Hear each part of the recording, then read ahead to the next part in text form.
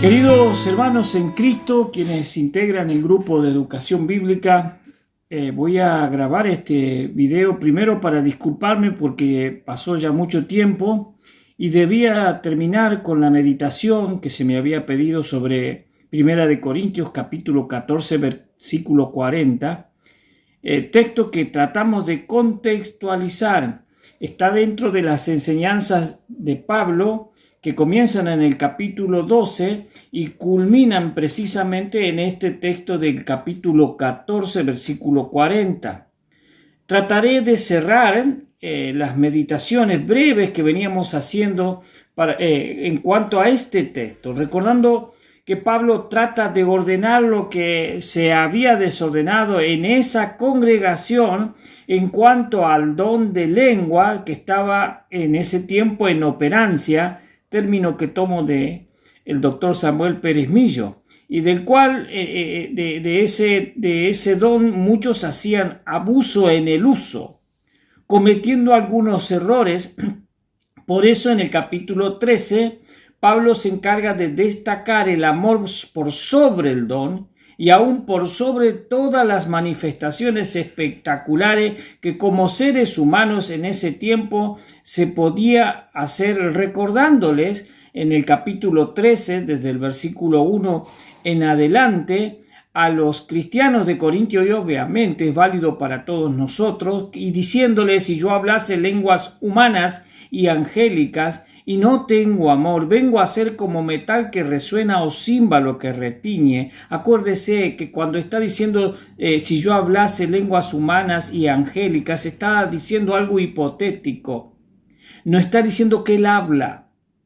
Y agrega: y no tengo amor, vengo a ser como metal que resuena o címbalo que retiñe. Y si tuviese profecía y entendiese todos los misterios y toda ciencia, y si tuviese toda la fe de tal manera que trasladase los montes, y no tengo amor, nada soy. Y si repartiese todos mis bienes para dar de comer a los pobres, y si entregase mi cuerpo para ser quemado, y no tengo amor, de nada me sirve, dice el apóstol Pablo. En el texto en cuestión, que es el versículo 40 del versículo 14, leo desde el versículo 37 del capítulo 14 de 1 Corintios al 40 y dice: si alguno se cree profeta o espiritual, reconozca que lo que os escribo, dice Pablo, son mandamientos del Señor. Mas el que ignora, ignore. Así que, hermanos, procurad profetizar y no impidáis el hablar en lengua, pero hágase todo decentemente y con orden. Recordemos que el capítulo 12 comienza diciendo Pablo: no quiero, hermanos, que ignoréis acerca de los dones espirituales. Y cerrando en este capítulo lo expuesto en cuanto a lo que se conoce como glosalalías, dice: el que ignora, bueno, ignore. Después de haberse ocupado tanto sobre el particular, creo que no debería ignorarse, pero aún así hay quienes que preferían manifestarse de una forma como si ignoraran lo ya explicado. Miren, creo que no habría para aquellos y para nosotros necesidad de ignorar, porque escribe: pero hágase todo decentemente y en orden. Este texto es la conclusión de todo el contexto que le antecede. Cierra, concluye el discurso exhortativo a esos cristianos que abusaban del don de lengua y le va a motivar a que profeticen, dones que en ese tiempo estaban en operancia. Hoy ya no es necesario, pues la Biblia está traducida a casi todos los idiomas y dialectos del mundo. Recuerde, mi hermano, que dije casi, no todos. Aparte, no hay necesidad de profeta, pues la Biblia ya está completa. Se cerró el canon cuando Juan termina de escribir Apocalipsis. A estos cristianos de Corinto le va a decir que no prohíban la práctica del don de lengua, que eran lenguas extranjeras, no angélicas, como suponen y afirman algunos cristianos. En aquel tiempo estos dones fundantes eran sumamente necesarios, primero para validar la fe, y también eran tan necesarios que debían desearse y no se debían prohibir. Quepa una pregunta aquí. ¿Será que tal vez se le iba la mano y trataban de prohibir que los dones se desarrollen? Esto es algo que aún hoy también sucede en las congregaciones, mis hermanos. Nadie procura el don primero.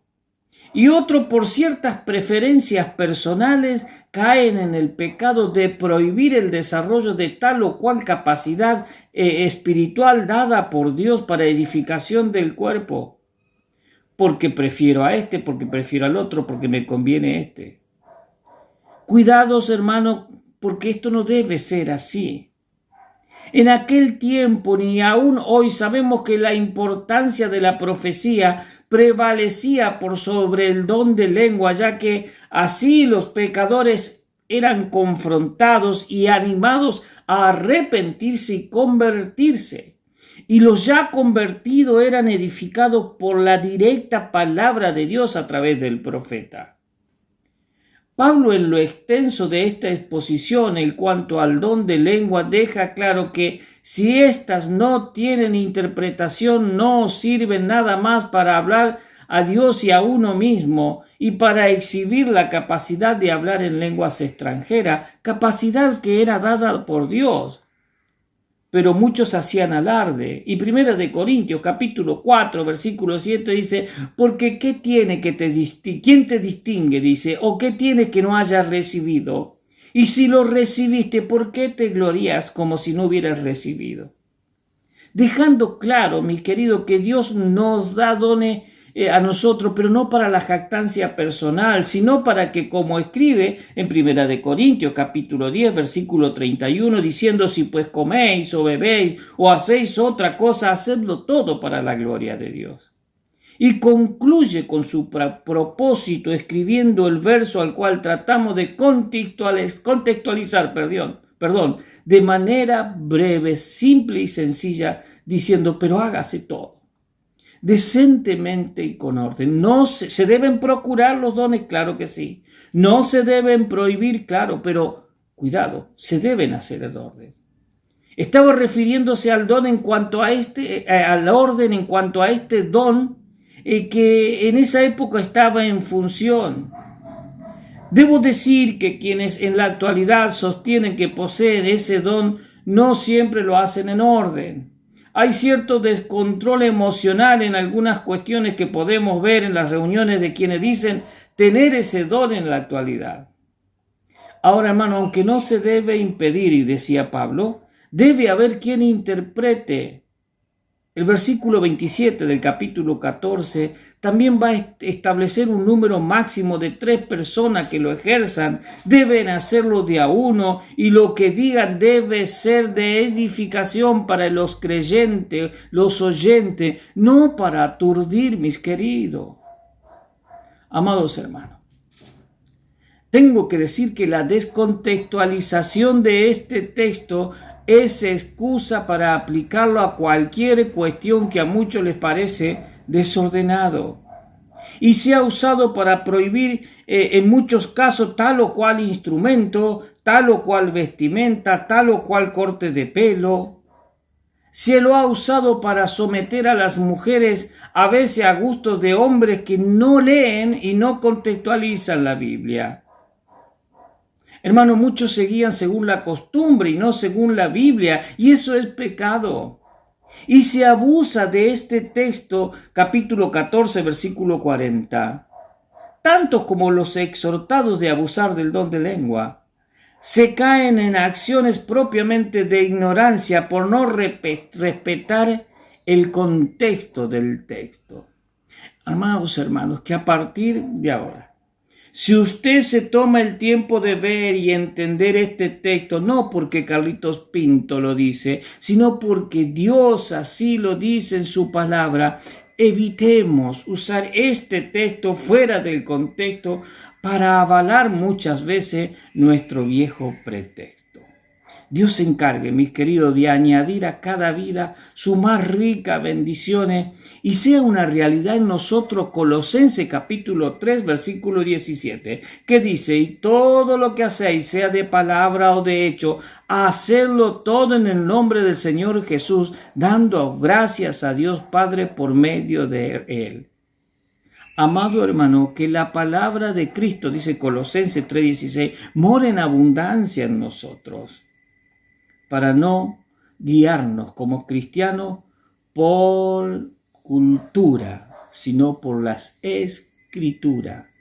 El cristiano se guía por las escrituras, jamás por las heredadas culturas.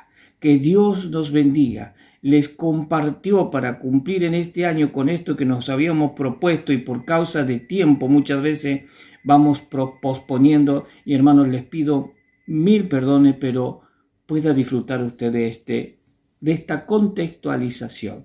Desde Porteña le comparte Carlitos Pinto, en la provincia de Córdoba. Porteña es un pueblito hermoso, cerca de la provincia de Santa Fe. Para educación bíblica, les comparto desde aquí, desde mi humilde hogar, esta simple contextualización que puede que sea de mucha bendición. Quien les habla, Carlos Pinto, se congrega en la Iglesia Cristiana Evangélica Jesús es Suficiente de esta localidad de Porteña.